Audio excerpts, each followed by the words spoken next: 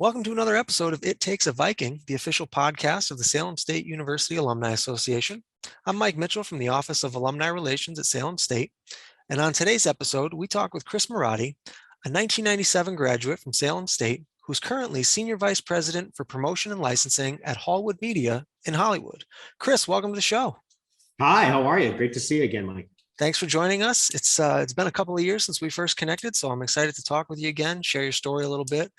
And one of the things that I really appreciated about your story when we first got a chance to meet was that, like a lot of other Salem State graduates, what you originally came to Salem State for, what you ended up doing, and what you're doing now are kind of a different, what you came for versus what you're doing now are two very different things. So can you talk about what brought you to Salem State and then expand a little bit about what you're doing now? Yeah, absolutely. I came to Salem State. I grew up in Salem, Massachusetts. I went to St. John's Prep. And I totally thought I was going to go to like a BC or a BU, and that just wasn't in the cards for me. And I wanted to come to Salem State because they had a great geology program. And I was like, you know what? I want to be an environmental lawyer. So let me go to Salem State and start with a geology degree. And then I can figure out a law school later. And I thought that pairing would be a good way to go. And I really did love the coursework. Salem State's got an incredible geology program with so many resources and so many great instructors. It's really an awesome place to be for that. But within my first year, I fell in love with the radio station. WMWM is really what changed my life, I think. And I fell in love with that station. I first started as a jock my freshman year. By my sophomore year, I was the general manager, and I was the general manager until my senior year. And that's when I knew. I was like, oh, wow, I'm exactly where I'm supposed to be. This is where I'm supposed to be. And through WMWM, I found out that I had a real passion for radio. I had a real passion for the business of radio. I had a real passion for music. And there's a lot of creative people and jocks that I got to, hang out with, put together cool concerts for the student body. And it led to internships at major commercial radio stations like WFNX when it was in existence then. And then my senior year, I literally said to myself, I'm like, why am I still doing the geology thing? Like, I love the radio station. I want to go work at a radio station or do something that is involved with radio. So then I took a fifth year and I knocked out a mass communications degree. So I ended up leaving Salem State with a mass communications degree with a minor in geology and chemistry, because I had just taken enough class load to earn those. And it's exactly what I was supposed to do with my life. And so you come for one thing, you leave for another because you found that passion during your time right here. And I totally found it at Salem State, and I wouldn't have found that had I gone to any other university. And so take us through year 5 ends. What are some of the next steps that led you to where you are today? And then can you talk a little bit about what you're doing at Hallwood today? Sure. So after my senior year at Salem State, I did decide to go to New York City and try to get a job at a major record label. I did try and get jobs trying to do either sales at radio stations, but I also tried to get involved in record labels because they have radio promotions departments and, they just deal with pushing music to radio stations. I was like, oh, that'll be something cool. So I went to New York and I ended up getting a job doing television medical news promotion, which is similar to radio promotion. It was just pitching medical stories to John Roberts of CBS Medical News and all these different, medical directors at all these different television stations around the country. But it wasn't the core of what I wanted to do. And on a whim, due to a vacation I took immediately after my graduating, I went on a 2-month Eurail trip, started in Amsterdam. 2 months later, I'm in the Greek islands. I fell in love with Florence, Italy. And I had a blast for like the 3 or 4 days that I was there. I met a lot of awesome people. So I reached out to one of them and I said, you know what? I just feel like I need to live in Europe and do something different for a minute. Will you take my WMWM air checks, literally mailed cassettes across the Atlantic, and play these for a couple of these radio stations that I found? And a friend of mine did that. And sure enough, I got a call back. And they're like, you want to be a jock on an Italian radio station in Florence, Italy? Sure. It pays peanuts, but if this is what you want to do, we'd be happy to have you. And so I quit my job in New York City, and my parents thought I was crazy, but I ended up going to Italy learning to speak Italian, had Italian roommates, had a great time working at this radio station, really worked at a restaurant, more hours at the restaurant to really pay the bills, but I did everything I could. And it was a great life experience because I felt like I was just in the rat race a little too quick, by doing the New York thing. And it was a great year of my life. It was an unbelievable experience. And then when I moved back to the States after a year, a buddy of mine and I go, you know what, let's move to Los Angeles. There's a lot more record labels out there. I can try to get a job at a label there. And so then I moved to Los Angeles. I'm sleeping on a friend's floor for a couple of months, temping at this agency or temping at, Fox Sports one day and, Priority Records the next. And then one day I got a call from Interscope Records and the head of radio promotion, her assistant was going on vacation for 2 weeks to Florence, Italy, and called me strictly because she wanted me to help book her vacation. Obviously the radio thing was on my resume, and working at WM was a big part of that. But they ended up calling me in for that because of that chance at radio. And I wouldn't have gotten a job at the station in Florence, Italy, if I didn't have WM and those air checks. And so then I came in for the interview and they said, cool, you have the job for 2 weeks. And that 2 weeks ended up becoming a 22-year career at Interscope Records. So I was there at Interscope Records for 22 years. I just left in January to work for Hallwood Media. Hallwood Media is owned by Neil Jacobson, who is the CEO, who was the CEO of Geffen Records. So I worked with him because Interscope is Interscope, Geffen, A&M. It's 3 labels combined. So I'd worked with Neil, and I just thought he was doing something in a new space. And, Interscope was a beautiful place to work for 22 years, but it was 22 years. And it was just time for a change. And now I'm able to do a lot more stuff in the film and TV space, and less with radio, which is really an important thing as, there's now so many streaming platforms. There's more TV shows and films being made today than there ever has been in the history of the world. And they all need music. So I feel like it's a really exciting time to go into that space. And I think that's, one of the foundations that we try to teach students when they're here is that you never know who you meet along the way. So always be ready to have that conversation. And now as we hear your 22 plus year story, that it all kind of happened with that chance encounter that you had on a post-summer trip or a post-graduation trip one summer that led to this great opportunity for you, these months later, and what has now led to a pretty tremendous career. So can you talk a little bit about what a typical day in the office may look like for you with some of the work that you do? Well, currently with Hallwood, I come in, we usually have a staff meeting real quick, just with daily goals. Everyone just sort of spits out what they're doing. Hallwood has 90 producers and songwriters on its roster. And I'm the SVP of promotions and licensing, which basically means I provide all licensing opportunities for all 91 producers and promotional opportunities. And those can constitute sometimes radio airplay or getting a song placed with an artist. So typical day is coming in, we have our daily goals meetings, and then I'm usually on Zoom calls as much as I can, trying to find opportunities to give to our producers and get briefs. That's really the core of what I'm doing. There's a lot of movie companies, specifically music supervisors, they'll put together briefs. I'm working on this show. I'm working on this scene in this movie, and it's got to have this. It needs these lyrics. It needs this tonality. It needs this instrumentation.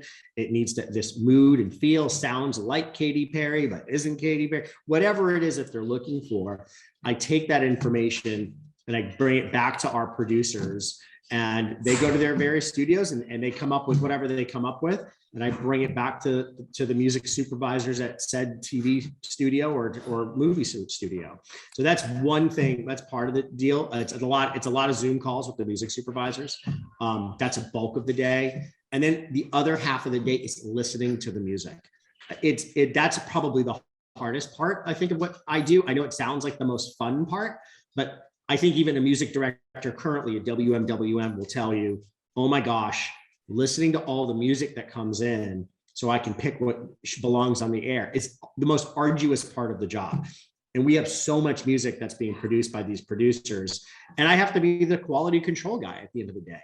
So I really have to spend like an afternoon, like I'll spend 3 hours a day just listening to music and, tagging them, making sure, because there's tools now to find a song, and there's music libraries, and you have to have them correctly tagged. Sounds like this, has these instruments, this number of BPMs, so I spent a big part of my day doing that part of it as well, because that's how a lot of these songs get found now, because there's major platforms for it.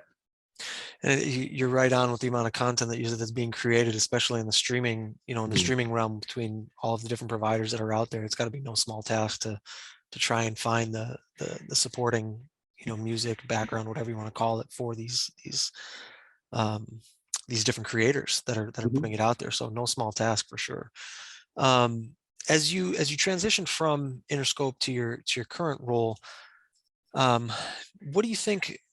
And you may not have even experienced it yet, just given the recency of your role there, but what do you think one of the biggest challenges that you might have come up against in this transition from radio to kind of this new, more video and streaming based? Honestly, there's one really stark difference. When I was on the radio side, I was always working with the artist forward side, meaning the album was done. This is Lady Gaga. She's packaged. This is what her sound is like. This is what her tour is going to be. And you were selling that. On this end of the game, this is a lot more creative. And people will whip out names of producers that you've never heard. Like Lady Gaga's worked with 10 different producers in her career time, and nobody knows any of their names. Everybody on this side of the game knows those names. And so it's been a learning curve for me. Even there were people on my own roster that I did not know them by name, but then when I found out the song that they were attached to or produced or wrote, I was like, oh my God, I love that song. That's an incredible song. We have this girl named Jazzy. Never heard of her before. She wrote Old Town Road. Never heard of her. I mean, which turned out to be a slightly successful song. Yeah, slightly. We got this guy, Young Dizza. Never heard of him. Wrote Cardi B's Up. Like huge mass hit. We have a couple of producers, obviously, that I have heard of, like Murder Beats and Jeff Basker, especially. He's incredible, and David Stewart. But there's a lot of producers who've done a lot of great things, and we represent all types. But yeah, the learning curve is on radio, you just deal with the forward-facing artists. And I thought I knew a lot about music because I knew about all these bands and artists. When you realize all the layers of songwriters and producers behind them before making that, like there's a whole layer of people that I had no idea, I never really interacted with. I knew they existed, but I didn't know them on the level that I have to know them now. So it's been a learning curve for me. And if you were all these years ago, when you were back in college as an undergrad, and you had an idea that this was where you would be 20 years from now, if you were talking to a classmate or a student now who might be interested in pursuing what you're doing, what do you think some advice would be that you would give them? Well, I think that if they're wanting to get into the music space in particular, first of all, join something that's musical. I mean, I have people that come to me all the time that want to get to become an assistant or something like that. And I see that they've never really done anything musical. It's sort of like, you just can't come, there's a passion there that you have to find. They always say an actor can't do anything else but be an actor because that's their passion and that's within them. And I feel like music is sort of that way. You have to have something that drives you there. You can't just be like, okay, I wanted to do all this and then never have any extracurriculars that had anything to do with that field. I mean, it was WM started as an extracurricular, but it ended up becoming my main gig, and I feel that that's important. So if you have a passion, make sure that you're getting involved in whatever societies that you can. And then when you're out there in the real world, at least in music, I found this to be true. There's no other business that I think that graduates come out of and they just go, I just want to be in the music business. Well, what do you want to do in the music business? There's a lot of layers to who does what. Do you want to be a studio guy? Do you want to be a radio promotions guy? You want to be an A&R guy, a marketing guy, digital guy? There's all of these pieces to it. And it's funny because people come into music and they just go, I want to be in music, but they never know what they want to do in music, because that's not the truth in any other field. I mean, if you want to be in the film industry, if you want to be the actor or the cameraman or the director. If you want to be in the NFL, if you want to be a linesman or a fullback or a quarterback or a coach. I feel like people have a definite more defined idea of what they want to do in other industries. And music is sort of like, oh, it's just music. You got to find your lane, and you have to be a student of that. There's a lot of books out there. One is called Everything You Need to Know About the Music Business by Donald Passman. I actually got like thrown out of an interview when question one is, what's your name? Question two is, have you read this book? I said, no. They said, interview's over. Have a nice day. And that was it. That was RCA Records in New York City. So like, I think you need to like understand the layers in the music business and approach it from there. And one of the things that I'm always curious about when we talk to people that work within a specific field, and something unique to you is that obviously you're in the arts and entertainment industry, right? So and you just kind of touched on one of them as part of your growth process when you're early on in your career, but as someone in this field right now, what are you watching? What are you streaming? What are you listening to? What are you reading? Okay, so I'm now reading the new Anthony Kiedis biography that just came out. So I'm in the midst of that for reading. For TV, I'm watching everything that I can see. That I go to like the Guild of Music Supervisors site, and if there's TV shows that have been nominated there, or Oscar nominated shows, nominated movies because of their soundtrack, I'll focus on those, because clearly they're getting quality music and being recognized. And that music supervisor is likely also to have a bunch of other projects. So I want to watch those kind of films just to educate myself on that. So that's how I pick a lot of my stuff. But just like everybody else, I'm watching the top 10 on Netflix. I see it's the number one. Oh, I got to click that tonight.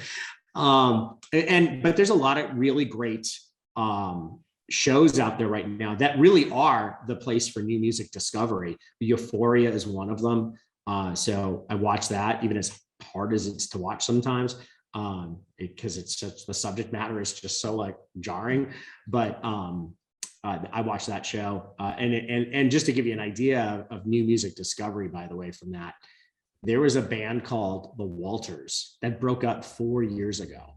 And the music supervisor, Jen Malone, put a song of theirs in an episode this season. And all of a sudden it became a top 10 streaming song out of nowhere. The label called the band, said, you guys got to get back together. This is your moment.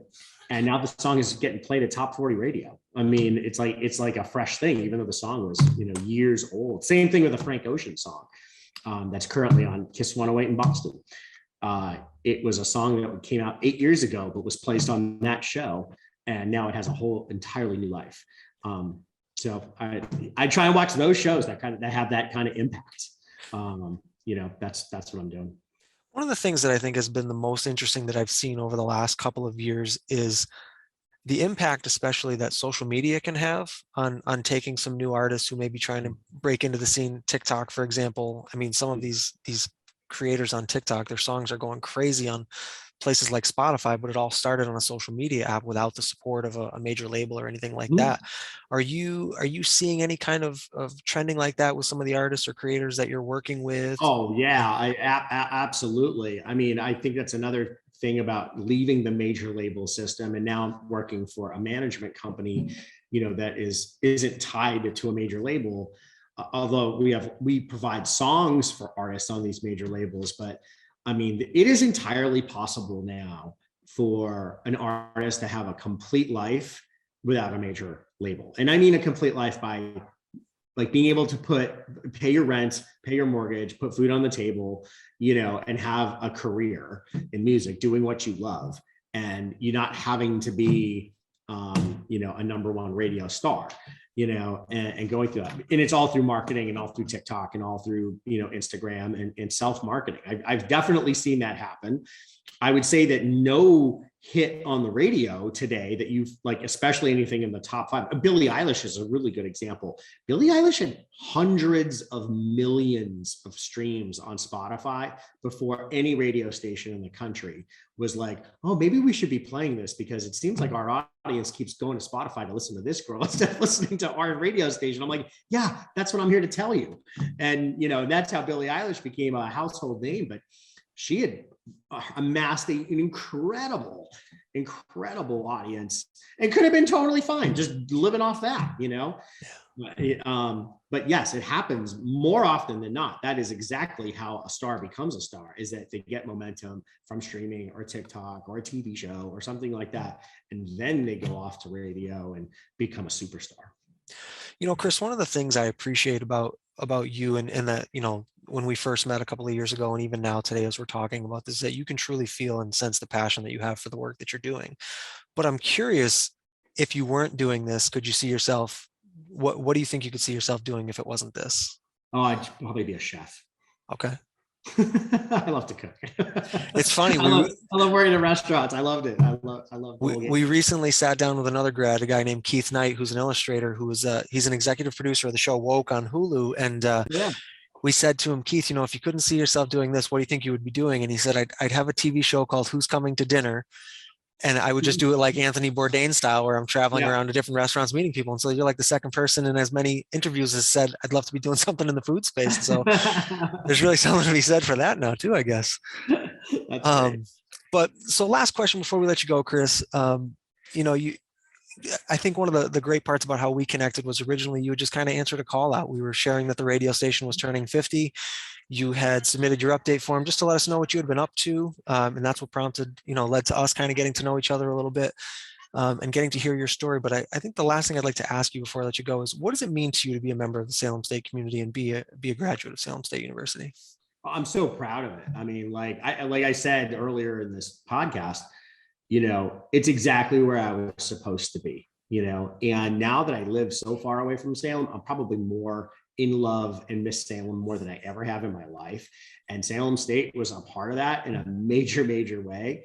And I loved every opportunity. It was the place that showed me, you know, where I should go in life. And, you know, that never left me. So for that, I will forever love Salem State. And that's why I'm proud to be a Viking.